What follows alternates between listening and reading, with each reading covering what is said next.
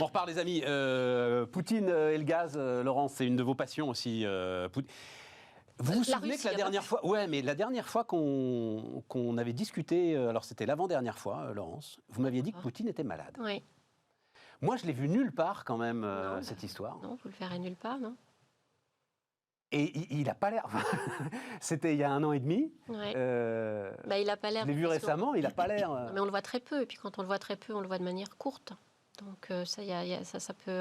Problème neurologique, vous m'aviez dit, quelque chose autour de Alzheimer. Enfin, voilà. Mais à part ça, le système est quand même très verrouillé en Russie, donc on ne le verra pas. Ça s'est très peu su aussi, mais il y a eu des cas de Covid au Kremlin, et Poutine a dû s'isoler, bien qu'il soit vacciné, et que tous ceux qui doivent l'approcher passent par des quarantaines, des vaccinations. J'aimerais bien savoir s'il est vacciné au Sputnik d'ailleurs, ou si ils sont vaccinés quand même avec un coup de Moderna, comme tout le monde. Officiellement, c'est le Sputnik. Non, mais au-delà de la santé de Vladimir Poutine, la question du gaz, parce que c'est quand même ça qui nous intéresse aujourd'hui. Moi, je pense qu'aujourd'hui, si Vladimir Poutine, entre ces 4 murs du Kremlin, rigole doucement, il a bien raison.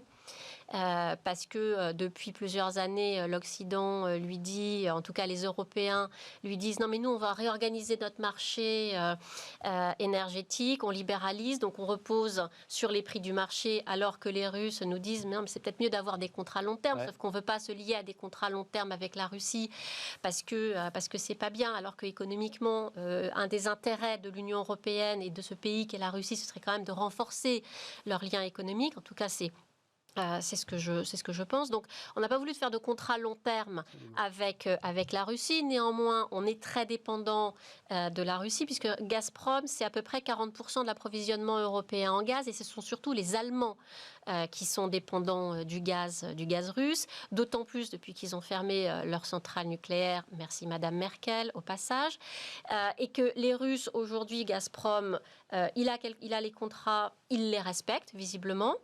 Et puis, il y a quand même Nord Stream 2 qui doit bientôt entrer en vigueur, mais les Russes attendent encore quelques autorisations allemandes. Un nouvel oléoduc sous la Baltique qui passe directement de la Russie à l'Allemagne, sans traverser les États de l'Europe centrale, et notamment l'Ukraine. Donc, on a déjà Nord Stream 1 qui a une dizaine d'années, qui est doublé par Nord Stream 2, parce que les Allemands ont besoin de beaucoup d'électricité, qu'ils ont fermé donc leur nucléaire, que l'éolien qui est en mer du Nord suffit pas, notamment parce qu'il est très loin. Est-ce que Poutine va en jouer de ça? Parce que dans ses dernières déclarations, il était presque économique, en disant ce que tu décrivais très bien, c'est dire, vous vouliez pas de contrat de long terme, vous voulez le marché, vous avez le marché. Vous avez le marché, et puis moi j'attends mes dernières décisions des autorités allemandes pour mettre en service Nord Stream 2, que je suis en train de remplir doucement pour le faire monter en puissance.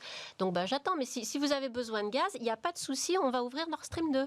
Mais il est tout à fait, là pour le coup, je pense qu'il économique. Il est économique, il est presque juridique. Il est droit dans ses bottes. Et pour une fois, qu'est-ce qu'on va aller lui dire? Madame von der Leyen va lui dire quoi? Il bloque? Non, il a respecté ses contrats. Il faut qu'il fasse plus. Il va lui dire que quand il faut soigner ses clients quand il y a beaucoup de demandes, parce que quand il y en a un peu moins, ils se souviennent parfois de relations compliquées. Oui, mais quand il y en a un peu moins, souvenez-vous aussi qu'il y a les pipelines qui sont en train de construire vers la Chine, parce que la Chine a aussi beaucoup besoin d'énergie et de gaz. Donc la demande, elle est là, et que le budget russe, c'est très simple, le budget russe est constitué chaque année à partir d'un baril de pétrole qui vaut $40. Donc à partir du moment où le gaz et le pétrole sont à plus de $40, c'est du bénéfice pour l'économie russe, dont je rappelle qu'elle est très peu endettée. En fait, elle est très peu endettée, mais elle n'a rien d'autre. Non, mais elle n'a rien d'autre. C'est-à-dire qu'il faut qu'ils en profitent vite, parce que dans 10 ans, on n'en parle plus, quoi. Oui, mais ils sont aussi... Alors, c'est vrai, mais ils sont aussi en train de commencer à faire leur évolution. C'est tout petit, mais c'est vrai que... Non, mais... Oui, mais en tout cas, dans 10 ans, pour l'instant, le prix du gaz, c'est aujourd'hui. Je comprends. Je comprends. Frédéric ? Oui, avec une économie qui est quand même pour l'instant extraordinairement rentière. C'est en fait les Russes vendent aujourd'hui ce que l'URSS vendait pratiquement il y a 100 ans. On parlait de l'Algérie, là, il n'y a pas d'industrialisation, voilà. Ça c'est sûr. Et surtout très peu de high-tech. Alors sur le cyber, ils s'en sortent bien, mais ils s'en sortent bien dans, encore une fois, le hard power, ils s'en sortent bien pour gêner considérablement la tenue d'élections démocratiques, par exemple, au hasard, aux États-Unis, en Grande-Bretagne, peut-être en France.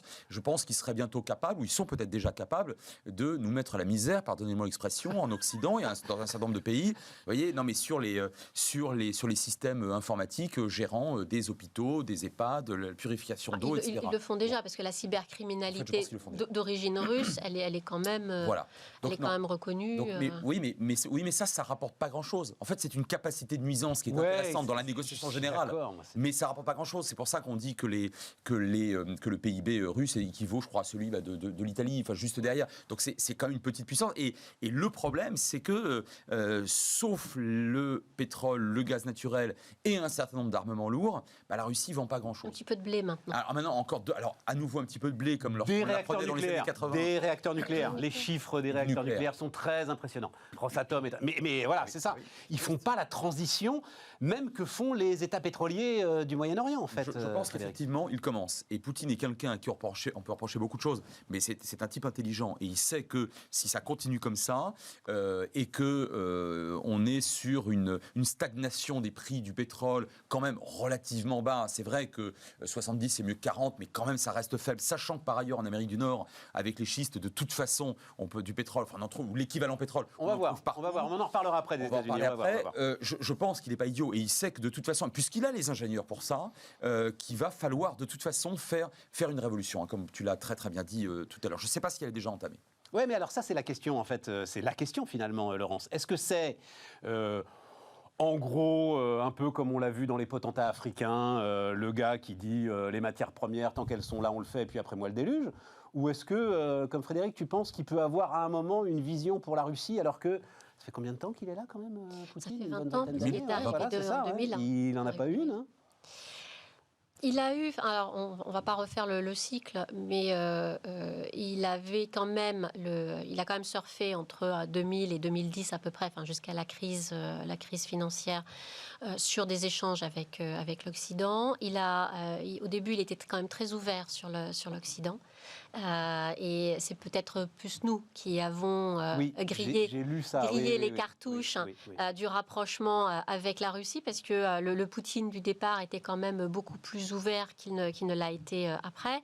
Parce qu'on a exigé à un moment qu'il se mette la face contre terre, quoi. Voilà, qu'il expie les péchés de l'Union soviétique. Oui, et puis on n'a pas tout à fait non plus respecté de notre côté le deal de la fin de la guerre froide, qui était que c'était le démantèlement de l'URSS, et le deal aurait été que l'OTAN et l'Union européenne n'aillent pas dans les anciens pays qui étaient sous influence soviétique. Alors les États baltes, à la limite, ils l'ont passé, mais ils ont eu du mal. Et après, quand il a été question d'intégrer l'Ukraine, parce qu'il en est toujours question de temps en temps d'intégrer l'Ukraine ou bien dans l'Union européenne ou voire dans l'OTAN, là c'est le chiffon rouge pour les Russes. Il ne faut quand même pas oublier, on parle de l'Ukraine, on en avait d'ailleurs parlé la dernière fois, l'Ukraine c'est quand même un pouvoir politique qui est très corrompu aujourd'hui, et n'oublions pas que pour les Russes, Kiev c'est le centre de l'orthodoxie. On parlait des nombreuses frontières, il y a aussi les frontières religieuses.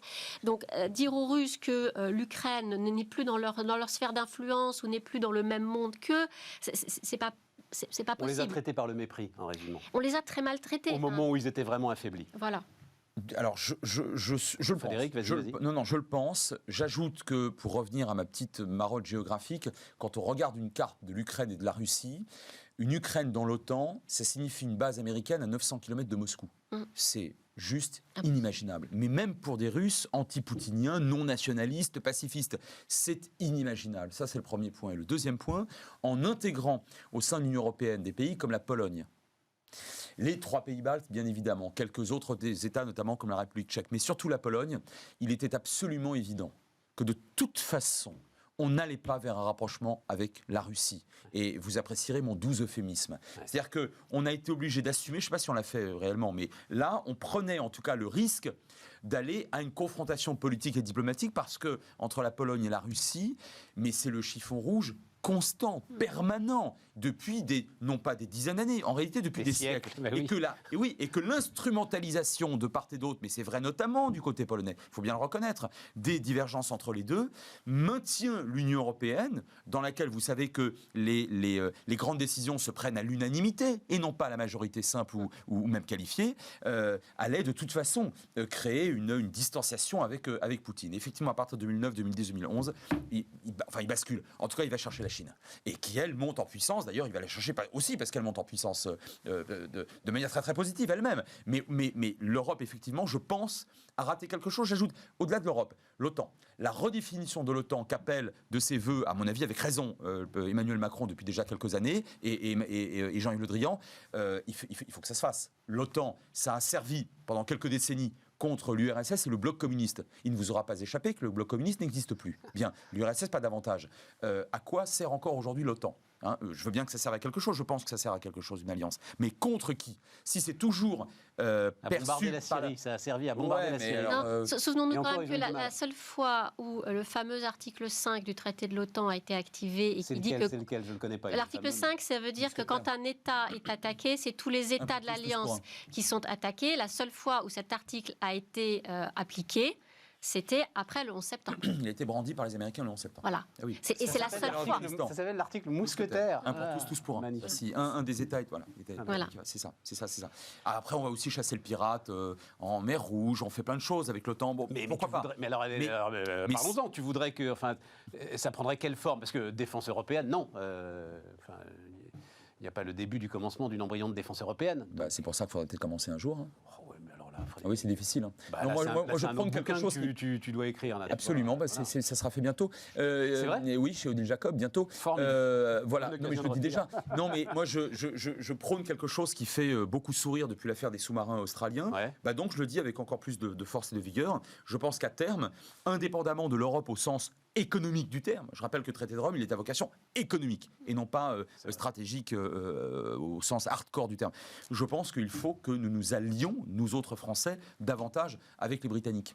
Pour une raison assez simple, c'est qu'en fait, en Europe, sur le continent géographique européen, même s'ils ont quitté encore une fois l'Union européenne, ce sont les seuls, avec les Français, à se penser, à se représenter comme une puissance globale. Ce n'est pas le cas des Allemands. Et si vous voulez faire une compote de pommes, vous mettez que des pommes. Compote de poires, vous mettez des poires. Entre la France et l'Allemagne, il y a énormément de points communs et de convergence, et tant mieux, et c'est une merveille. Sur le plan économique, sur le plan éducatif avec Erasmus, merveilleux. Sur le plan militaire, la réponse est non. Les Allemands ne nous soutiennent pas au Mali. Les Allemands n'iront pas faire la guerre. Et ils ne joueront pas, et d'ailleurs ils ne le jouent déjà pas, le jeu de l'OTAN, consistant, je vous le rappelle, mais vous le savez très bien, en vertu de la volonté de chacun des présidents américains, et pas seulement Trump, il y a quelques années, que chacun des États de l'OTAN mette au pot de la défense à concurrence de 2% de son PIB. Les Allemands mettent 1,1 ou 1,2. C'est les plus mauvais de la classe. Bon, parce qu'ils ont peur d'eux-mêmes. Ils ne veulent pas aller au hard power. Donc on est bien obligé, me semble-t-il. D'ailleurs, c'est ce qu'on est en train de faire. Hein, ouais, avec nous, on en met plus parce qu'on a une industrie de défense. Bon, on le veut bien. L'industrie de défense allemande. On a une industrie de défense. L'Allemagne, 6e exportateur d'armement lourd au monde. Non, il y a une industrie de défense en Allemagne. Il ne faut pas pousser dans les champs. Hein. C'est-à-dire que, et regarde ce que les Allemands viennent de vendre aux Grecs, aux Turcs, et pour cause des sous-marins. Ah non, attention, ils avaient vendu à Israël des sous-marins lanceurs d'engins. Ah non. Et c'est vrai que sur les Australiens, on était en concurrence avec les Allemands. Et en plus de ça, entre parenthèses, on était en concurrence avec eux. Donc je pense que, et c'est ce qui est en train de se faire, le processus de Saint-Malo, Chirac-Blair 98, depuis Lancaster House, même avec Johnson, est en train de se poursuivre. C'est pas l'ambiance là quand même. Là, c'est l'ambiance officiellement, diplomatiquement, sur le plan de la pêche et des ressources halieutiques. Guerre en mer d'Irlande là. Tu as tout à fait raison. Moi, je te parle du plan militaire. Sur le plan militaire, il y a un rapprochement qui ira vraisemblablement à la mutualisation d'un certain nombre d'armements. Je te rappelle qu'on est en train de revenir à l'idée du porte-avions commun, ce qui serait une première depuis 1945 entre deux États. Et tout ça me paraît intéressant. On est en train d'y revenir là, ça m'avait échappé. Oui, on est en train d'y revenir. Absolument. Et donc c'était un projet il y a avant la construction du Charles de Gaulle. Non, c'était avant l'Irak. Voilà, c'était juste avant l'Irak. La grande crise entre la France et puis ses alliés à l'époque évidemment de l'Irak et de Bush en 2003. 2003-2004. Bon. Voilà, c'est ça. Et là, on y revient petit à petit. Et je pense que même les Anglais savent parfaitement, et notamment les militaires, savent parfaitement que de toute façon, ils ne vont pas fusionner avec l'Australie, avec le Canada et leurs anciens dominions, et que les Américains, leur relation spéciale, elle est derrière. Et regardez à quel point M. Biden ne souscrit absolument pas au projet johnsonien de fusionner les économies, enfin d'établir un accord de libre-échange total. Or, M. Johnson a vendu à sa population, dans le cadre du Brexit, cette perspective. Et cette perspective n'existera pas. Par conséquent, il ne met pas tous ses œufs dans le même panier. Et moi, ce que je constate très, très empiriquement, très objectivement, c'est que sur le plan militaire, il y a la poursuite d'un rapprochement. C'est intéressant, hein. Je souscris. Comment tu souscris ? Et comment tu intègres ça dans la zone euro, le pacte de stabilité, etc. etc. De toute façon, tu offres aux Allemands la protection en fait, du nouvel ensemble franco-britannique pour faire passer la pilule. Ils resteront avec les Américains. Mais oui, ils resteront avec les Américains. Mais là, encore une fois, je ne parle que... Là, je parle d'un étage ou dans le millefeuille d'un secteur ou d'un niveau, d'une dimension militaire. Il y a une dimension mais oui, mais cette dimension on peut militaire... très bien partir aux deux. Si elle est pas... Alors là, je parle au professeur. Si cette dimension militaire n'est pas appuyée par une dimension de politique étrangère commune, elle n'a aucun sens, elle ne veut rien dire. Je suis d'accord. Moi, je constate que depuis la fin de la crise irakienne, de 2003, 2004, 2005, les Français et les Britanniques se sont retrouvés à peu près systématiquement sur tous les conflits. Et les Européens, t'en fais quoi ? Enfin, on a quand même une diplomatie commune à mener avec les 27. Ah ben alors là, je reviendrai sur ton expression dubitative de tout à l'heure. Elle existe aujourd'hui, la diplomatie européenne ? Mais j'aimerais bien qu'elle existe. Donc tu l'envoies bouler et tu construis une union militaire. En tout cas, parallèlement, ne négligeons pas, pardon, je te laisse la parole. En tout cas, en attendant de progresser là-dessus, ne négligeons pas quelque chose qui peut faire pièce à la fois aux Russes, aux Chinois et même d'ailleurs aux Américains, un noyau, en quelque sorte, stratégique qui serait à prendre en considération, dont on ne rigolerait pas, indépendamment d'une diplomatie européenne à construire. Florence ? Non, je voulais juste dire que pour la diplomatie européenne, elle vient de déclarer que c'était la fin de l'incident entre la France et l'Australie à propos des sous-marins. C'était un incident. Oui. Bah oui, c'est un incident. Mais oui, c'est un incident. Enfin, je ne pensais pas qu'on en reparlerait. Mais oui, c'est un incident quand même, non, Laurence ? Enfin, c'est un choix stratégique. Qui dit beaucoup de choses, oui. Non, mais qui dit beaucoup de choses de la solidarité. Enfin, ils n'étaient pas obligés de le dire. Même si après, on peut parler sur le fond du contrat qui n'en était pas vraiment un. Enfin, surtout des menaces chinoises de l'Australie. À partir du moment où tu as l'Amérique qui te tend la main, tu la prends, non, quand même Oui, non, mais au-delà de ça, enfin, c'était pas vraiment un contrat dur. C'était un contrat qui était en plusieurs parties. Les Australiens étaient tout à fait dans leur droit de le rompre à ce moment-là, ils le pouvaient. Enfin, donc, mais au-delà de ça, ou bien on dit rien, mais on ne dit pas ça. Oui, d'accord. C'est ça que je voulais dire. D'accord.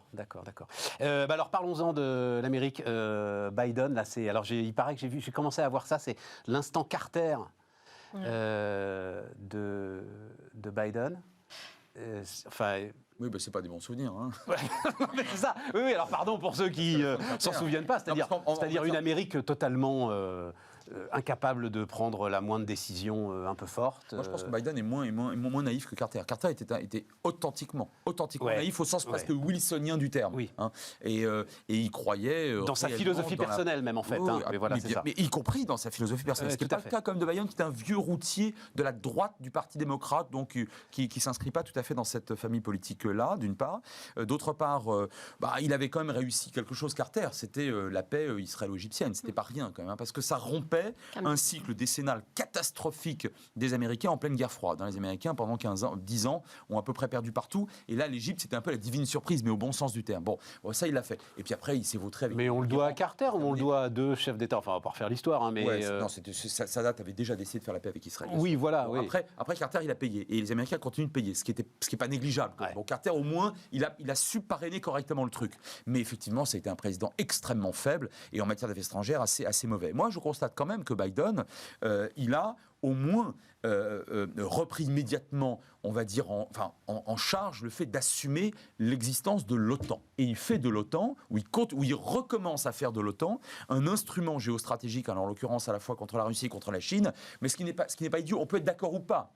Mais c'est pas idiot. Il y a une pensée derrière. Il y a quelque chose. D'accord. Trump, il n'y avait pas ça. Mais attends. La Chine est un peu loin de l'Atlantique Nord quand même, hein, parce que dans autant. D'où la redéfinition. Mais oui, mais je suis d'accord avec toi. Mais d'où la nécessaire redéfinition macronienne, ou en tout cas demandée par la France, de l'OTAN. Je suis tout à fait d'accord que c'est bien loin. Mais comment est-ce qu'il peut redonner toute son importance à l'OTAN et virer la France justement du partenariat pacifique? Il nous vire pas. Mais il y avait 56 milliards en jeu. Vous croyez franchement que les Américains... Mais il aurait pu au moins nous filer un strapontin.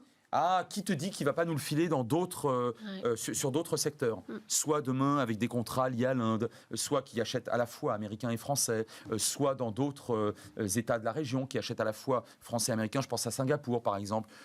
Il n'a pas dit de ce point de vue-là son dernier mot. Je veux dire, c'est quelque chose qui... Le strapontin, il est toujours possible. Sachant, entre parenthèses, que depuis 1951, les États-Unis et l'Australie sont signataires d'un accord de défense. Donc là, je rejoins ce que tu disais tout à l'heure, ou ce que vous disiez. L'Australie, fondamentalement, si elle perçoit de manière sérieuse, et c'est le cas maintenant, une menace chinoise, plus seulement économique mais militaire, bien évidemment qu'elle va chercher le partenaire américain qui de toute façon est le plus puissant. Et parce qu'il n'y a pas d'Europe de la défense, ou en tout cas une Europe diplomatique assez solidaire de la France dans ce genre d'incident, on est effectivement tout seul. Alors pourquoi les Américains, franchement, inverse ta question, pourquoi les Américains ne l'auraient pas fait? Non, mais même on peut aller plus loin. Pourquoi est-ce que les Australiens ont choisi à un moment la France et pas les États-Unis? Parce qu'on était en pleine période Trump, et c'était la pleine période Trump de je me concentre chez moi et le reste, j'en ai rien à faire. Donc les Australiens, ils se sont trouvés un peu tout seuls. Il y avait même eu une humiliation publique du Premier ministre australien par Donald Trump, si tu t'en souviens. Donc de ce fait, les Australiens se sont tournés vers ceux qui pouvaient à ce moment-là combler le vide, et c'était les Français. Et puis quand les États-Unis sont revenus, ils se sont de nouveau tournés vers les États-Unis. Donc c'est vraiment c'est un sujet qu'il faut vraiment remettre dans tout son contexte, à la fois géographique, historique et puis politique. Donc c'est loin d'être aussi noir et blanc. Et sur le plan technique militaire, parce que les Chinois, il y a 15 ans, n'en étaient pas au niveau insubmersible, en quelque sorte, où ils sont déjà aujourd'hui. Et là, les Australiens ont décidé de faire une véritable révolution, parce que le nucléaire, même si ce n'est pas une arme, si on est seulement sur une technique de propulsion nucléaire, pour l'Australie, c'est une vraie révolution quand même. Donc c'est une montée qualitative face au risque chinois qui lui-même a monté en 15 ans. Et regardez à quel point les Néo-Zélandais, qui étaient signataires du même accord, c'est l'ANZUS de 51, eux l'avaient déjà quitté. Et les Néo-Zélandais ont dit aux Australiens, qui sont leurs grands alliés, leurs amis et leurs alliés, vous n'entrez pas dans nos ports avec vos sous-marins. Vous n'entrerez pas dans nos ports. Mais c'est quand même il y a un sujet de prolifération quand même. Parce que de la part des Israéliens, mais surtout de la part des Américains, c'est la première fois qu'ils donnent la technologie nucléaire militaire. Les Américains, oui. La France a déjà été proliférante quand même. Il y a d'autres pays qui ont proliféré. Les Américains ne sont pas du tout la puissance la plus proliférante, c'est le moins qu'on puisse dire. C'est vrai. Mais bien sûr que oui. Nous, on a balancé des trois secrets. Israël, Iran, Irak, allons. Ne soyons pas naïfs. Soyons patriotes, mais pas chauvins. Dans les années 60, alors, c'est ça La dernière fois, c'était dans les années quand même 70, fin 70 avec Eurodif. Et Trump, alors, dans tout ça, je dois dire que... Trump attend son heure. On lit et on voit des scènes d'un parti républicain, mais complètement... qui a totalement oublié le Capitole, visiblement. Ah non, pas du tout. Non, pas du tout. Non, pas du tout. Au contraire, ils essaient justement le Capitole. Mais ils sont tous rangés derrière Trump à nouveau, quoi. Alors, ça dépend ce qu'on entend par oublier le Capitole. Voilà, vas-y. Donc, les Républicains font tout pour bloquer les travaux de la commission de la Chambre des représentants qui travaille sur les événements du Capitole, pour étouffer l'affaire du Capitole.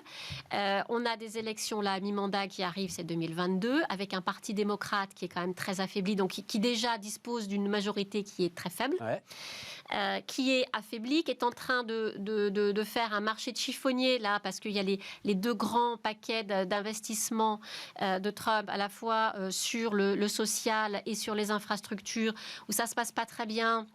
Parce que comme la majorité est courte, il faut que tous les démocrates soient unis, et ils ne le sont pas entre les réalistes et les progressistes. Et donc du coup, côté républicain, c'est de dire, mais vous voyez, de toute façon, c'est la pagaille. Et puis c'est la base du parti républicain qui est restée profondément trumpiste. Et ça, je pense que c'est un phénomène que l'on sous-estime en Europe et en France. C'est-à-dire qu'ils sont fondamentalement trumpistes. Ils croient vraiment que l'élection a été volée. Ils croient vraiment qu'il va y y avoir une vague migratoire. Ils sont foncièrement contre tous ces projets de loi socialisants, parce que c'est le communisme qui arrive, et que fondamentalement, dans les États au plus bas niveau, c'est-à-dire au niveau où on met en place les personnes qui, au moment des élections, vont compter les voix, tenir les bureaux de vote, sont des Trumpistes. Donc, ce qu'on a vu avec la contestation des résultats en 2020 et le mouvement du début d'année, du 6 janvier 21 sur le Capitole, c'est quelque chose qui peut très bien se reproduire en 2024 avec un Trump qui va revenir. Qui va revenir parce qu'il il peut être candidat, et qu'en face, les républicains n'osent pas, il n'y a pas de front. Et les seuls qui ont essayé se sont cassés les dents. Se sont fait laminer. Donc il y a un vrai danger, je pense, sur la démocratie américaine, qui est une perte de pouvoir du gouvernement fédéral, et du coup cet émiettement qui ne peut que profiter à Trump au moment où Biden est affaibli parce qu'il n'arrive pas à faire passer ses packages. Il est affaibli parce que l'économie de Covid, bon, certes, elle a un peu régressé, mais elle est toujours là aussi aux États-Unis. Parce qu'il a un parti démocrate qui va des Insoumis jusqu'à La République En Marche, quoi. Voilà. Et qu'il n'arrive pas à avoir de majorité dans... Frédéric, c'est parce que effectivement, c'est cette histoire, j'ai l'impression, qui est en train de monter, là, de la façon dont les élections même vont se passer, vu les pressions qu'il y a sur des élections, les organisateurs. Des élections de mi-mandat que les démocrates peuvent perdre. Et les républicains peuvent avoir la majorité au Congrès, c'est-à-dire dans les deux chambres. Oui, c'est ça. Au Sénat, de toute façon, il n'y a qu'une seule voix de majorité pour l'instant pour les démocrates. Et les démocrates sont très désunis, effectivement. La gauche ou l'extrême gauche du Parti démocrate aujourd'hui est une espèce de chiffon rouge qui est présenté, avec raison d'ailleurs, par une partie, on va dire, de la droite traditionnelle américaine qui, du coup, bascule dans ce qu'on peut appeler une forme d'extrême droite populiste qui n'existait que très marginalement. Allez, il y a encore 40 ans. Pensez à Reagan quand il arrive au pouvoir en 81. Reagan n'est absolument pas du tout, et le Parti républicain à l'époque n'est pas du tout sur cette ligne-là. Pensez encore 10 ans plus tard à Bush père. On n'est pas du tout sur un parti républicain complotiste au dernier degré, antidémocratique au sens évidemment philosophique du terme, trumpiste quoi finalement, absolument pas. L'évangélisme à l'époque est beaucoup plus faible. Là, autour de Trump, le poids des évangélistes est parmi vraiment les plus durs, a été tout à fait important, et il a soigné d'ailleurs cette alliance évangélique. Regardez ce qui se passe dans les États du Sud aujourd'hui sur le plan sociétal, sur le plan éducatif, philosophique, c'est une extraordinaire régression. Maintenant, je dis ça, je ne suis pas américain. On pourrait me reprocher de dire, mais enfin, c'est une partie du peuple. Oui, mais cette polarisation, elle est, me semble-t-il, extrêmement grave. Alors, je disais quand même, en novembre, décembre et début janvier, je disais, avant, pendant et juste après les images terribles du 6 janvier, qu'il fallait toujours regarder, notamment aux États-Unis, la bouteille à moitié pleine, vide et pleine. C'est-à-dire que, je disais à l'époque, vous allez voir que le 21 janvier, il y aura bien un président qui sera bien élu, il va bien prêter serment comme il se doit, comme il le faut, que la police, que l'armée, que l'administration, que la diplomatie, que les grandes institutions économiques, tout le monde obéit, tout le monde suit, quoi. Bon. Oui. Donc jusqu'à présent, on peut inverser le postulat en poussant un peu l'optimisme, en disant bon, en dépit de cette polarisation et notamment l'extrême droite, les structures inventées à l'époque par Washington et ses comparses qui savaient très bien les passions humaines, donc qui ont construit à escient des institutions extrêmement solides, ont tenu. Ce système a tenu. Maintenant, jusqu'à quand ? Parce que le trumpisme, pour moi en tout cas, est extraordinairement dirimant et très dangereux en réalité. Non, puis en plus, l'histoire est faite par les hommes, donc quand il va revenir, l'autre, si jamais il revient, là, Donald Trump, et ça va être éparpillé façon puzzle, comme ils disent dans les tontons flingueurs. C'est-à-dire, le gars va revenir... en anglais. Oui, c'est ça. Non, mais le gars va revenir avec un instinct de revanche, de colère, tout ce qu'on connaît de lui, mais il peut se passer plein de choses. Non, si, que lui revienne comme ça, je ne oui, voilà, c'est ça, oui. Après, il peut se passer plein de choses. Surtout aux États-Unis. La route est longue jusqu'en 2024. Voilà, il peut se passer plein de choses. Y compris au sein du Parti républicain. Bon, les amis, merci beaucoup pour tout ça. Mais tu vois, comment on avait prévu toute une liste de sujets, et le seul que j'ai mis de côté, en fait, c'est Olaf Scholz, c'est l'Allemagne. C'est-à-dire, je pensais à ce que tu disais sur l'Europe, sur toutes ces histoires-là. C'est-à-dire que... Mais oui, mais c'est sur le plan stratégique, on n'a pas perdu grand-chose, parce que cette coalition ne révolutionnera pas grand-chose sur le plan stratégique. Non, et comme je disais la dernière fois dans ma conclusion, peut-être que l'homme fort de l'Europe, ce sera Mario Draghi. Enfin, tiens, ça fait une bonne conclusion. On n'a pas besoin d'un État, justement, humble, stratégiquement, diplomatiquement, qui travaille juste à ce que son économie soit la plus efficace possible et à ce que notre ensemble européen tienne à peu près. Tu es en train de décrire ce qui se passe en Italie aujourd'hui. D'accord. Et tu le souhaites pour l'Allemagne, c'est ça? Non, je posais la question pour l'Allemagne. Oui, mais ça ne C'est-à-dire des gars qui passent pas leur journée en fait à donner des leçons à la terre entière, un petit peu comme nous on a tendance à le faire, quoi, pour résumer. Mais là, il faut remonter à avant 1789. Dans les gènes politiques et institutionnels et philosophiques de la France républicaine, il y a le fait de s'occuper des affaires des autres. C'est vrai. Notre révolution est universelle. Absolument. Elle ne connaît pas de frontières. Absolument. C'est la première, c'est vrai. Frédéric Ancel et Laurence Daziano donc nous accompagnaient sur Bismart et on se retrouve demain.